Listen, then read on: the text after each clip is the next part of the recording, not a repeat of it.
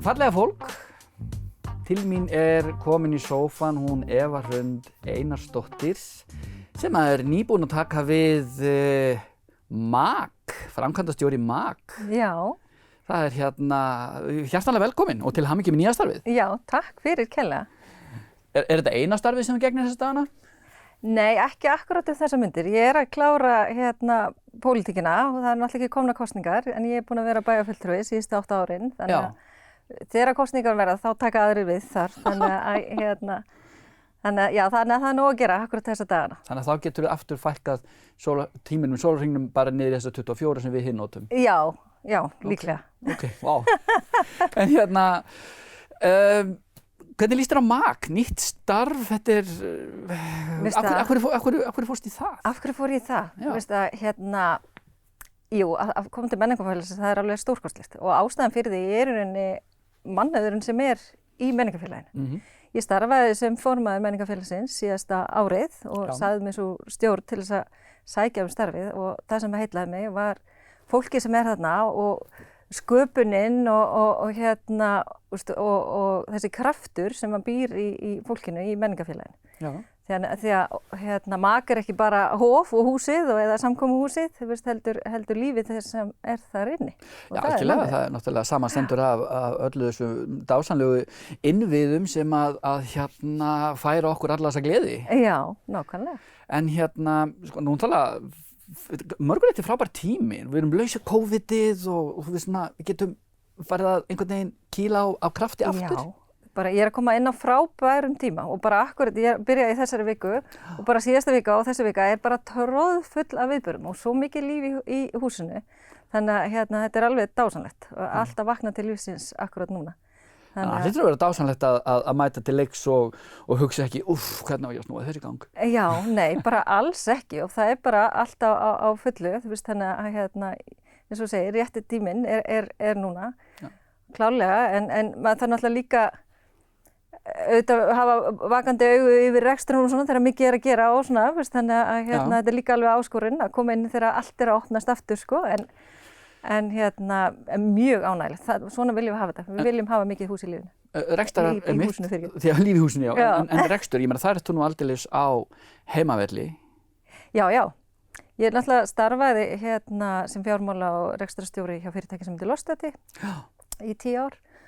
Og svo náttúrulega ég með menntun bæði í viðskiptafræði og svo tók ég master í stjórnun og forystu á Bifröst. Já, ok. Þannig ég er alveg grunninn í reksturinn. Já, ég meina, það er ákaflega augljóst að þú ert klárlega rétt mannski á réttum stað og þú náttúrulega hefur líka þessa þekkingu innanfrá, bæði náttúrulega eftir að þú ert búin að vera formaður menningarfélagsins í 1 ár. Svo náttúrulega ertu gamall sinfóníuhljómsveitar, varstu ekki í stjórn þar? Það hlýtur að vera. Jú, ég satt í stjórn sinfóníunnar eftir ég byrjaði í pólitíkinni frá 2014, þá fór ég inn í stjórn sinfóníuhljómsveitar Norðurlands. Akkurat.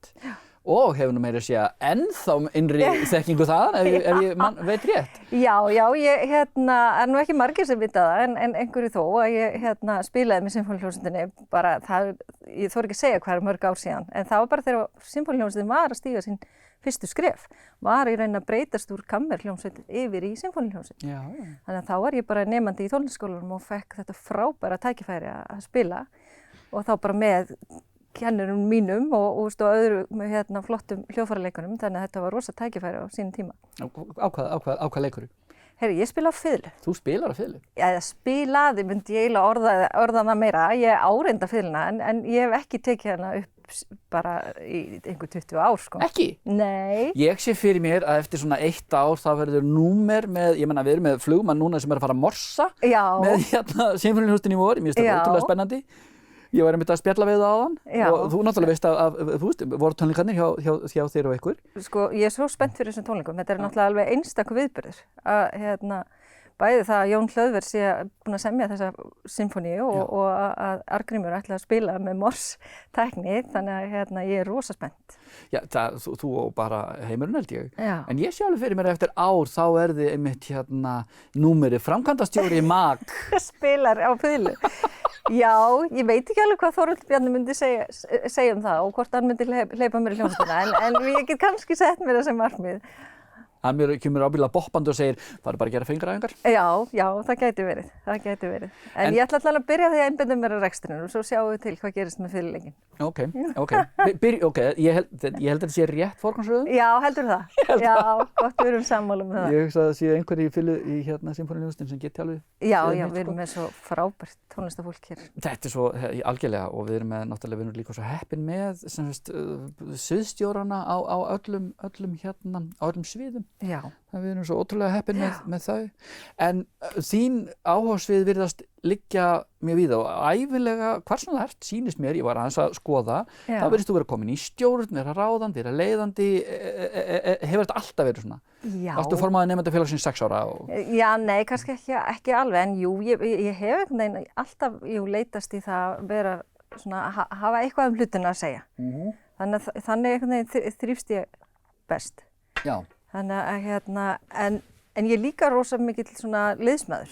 Mér langar að vera í liði, ég er ekki þannig að ég vilji stjórna öllu og stjórna öllu ein. Þannig að ég kann alveg líka hlusta. Já. Þannig að það er mjög mikið. Já, þannig að þess vegna finnst mér svo frábært að koma inn í menningafélagi með þessa sterku sviðsstjóra og náttúrulega, ekki bara þeir, heldur allt starfsfólki er alveg ótrúlega mikið fagfólk. Það er sama í hvaða horn og lítur að það er allir að gera þetta af svo miklu metnaði. Algjörlega. Þannig að ég er mjög spennt. Sem sést náttúrulega bara bæði verkefnavali og bara, bæði aðsókn og bara útkominni. Við erum svo ótrúlega heppin hér á Norðurlandinu með að sækja þessi listviðburði sem eru í boði. Framkvæmdir hér. Líka bara að við höfum þetta mótvægi við höfuðborgina. Að við getum verið að sinna alveg þessum landshluta með svona mikilli fagmennsku. Algjörlega. Sem er jafnvel myndi ég segja stundum að toppa fagmennsku á höfuðborgarsvæðinu. Ég held við séum ekkert síðri og oft betri. Ég nefnilega ætla að segja, við þurfum að fá bara aðeins meiri skerfa af peningakökunni til þess að við getum alveg sent höfuðborgar búum líka nefnilega. Það er nefnilega máli. Þetta er eiginlega stóra máli og við höfum mikið verið að tala fyrir því að því nú hefur við líka verið í pólitíkinni að okkur finnst réttlátast að við fengjum 10% af þessari köku af því við erum að sinna að við teljum mjög miklu leyti 10% af þjóðinni ef við horfum út frá landslutanum en svo náttúrulega erum við líka að fá mikið af fólki annars staðar frá höfuðborginni hingað að sækja viðburði. Já, algjörlega hreint nefnilega. Nú ertu að yfirgefa pólitíkina allavega, þú veist, í bili allavega. Í bili. Já. Ég meina, römmur svo taug og allt það, er það ekki annars? Jú, mér finnst þetta alveg ótrúlega skemmtilegt og gefandi að vera í pólitíkinni. Já. En ég er ekki hætt að því mér finnst það leiðilegt. Mér langaði bara að augra sjálfur mér á annan hátt, þannig að maður veit aldrei hvort maður hugsanlega kemur tilbaka. Og svo held ég líka bara að pólitíska reynslan muni nýtast rosalega vel inn í þetta starf. Það er engum blöðum, það er náttúrulega frábært að fá mannski í starfi líka sem hefur góða þekkingu og tengsl á þessu sviði. Það er algjörlega þannig. Hvað er, þú ert búin að kenna aerobik og spinning, þú ert búin að tikka í box allstað, ertu íþróttamanneskja líka? Já, ég var mikið í íþróttum þegar ég var yngri og sérstaklega í dansi og það kannski fór þaðan inn í aerobikið. Já, og þannig að mér fannst það alveg ótrúlega gaman að kenna aerobik og spinning á sínum tíma. Hvenær hættur? Er þetta bara nýhætt? Nei, það er langt síðan ég hætti. Þetta var kannski 57 ár sem ég var í þessu þegar ég byrjaði reynda rosalega ung. Ég var held ég bara 16 þegar ég byrjaði að kenna í aerobik á sínum tíma, Ok, jafnöldunum þá eða? Nei, fullorðnu bara fullorðnu fólki. Þetta var nálega stemning í dag. Já, þá var ég að kenna upp í Káaheimili í þá Studio Puls 180. Já, einmitt. Ég man eftir því nafni. Já. Síðan í gamla dag. Ekki það að ég hafi verið í spinning hjá þér. Nei, ok. Nei. Já, ég byrjaði ferilinn þar og svo fór ég yfir í World-class og var þar í nokkur ár. Já. Ok, þú ert á fullu allstaðar, virðist vera, og bara mjög orkumikil manneskja. Já. Og fjölskyldumanneskja. Já. Hvað gerirðu, þú veist, til þess að til að gúsfraba, til að hlaða batteríin og hvað gerirðu til að gleðja þig? Já, til að gleðja mig, það er náttúrulega bara fjölskyldan sem gleður maður mest. Þannig að það sem ég geri er að eyða tíma með henni og okkur finnst rosa gaman að ferðast. Til dæmis nýkomin frá Tenerife, ákveðum að fara til Tenerife við páskana og áttum þar yndislega fjölskylduferð.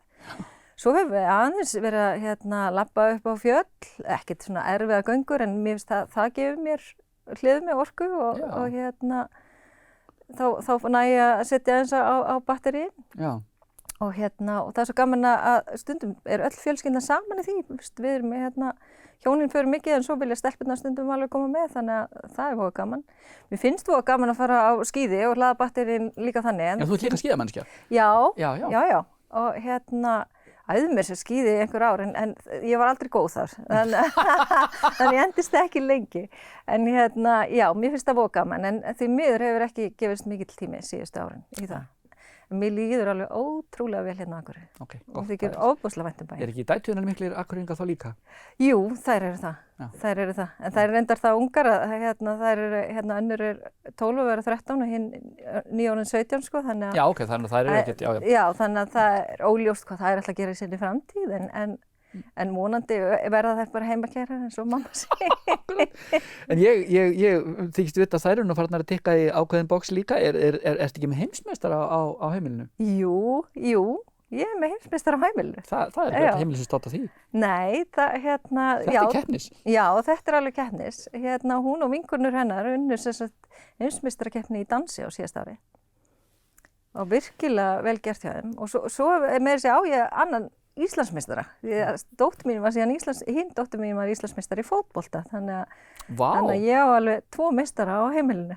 Maður er móður betrungar strax.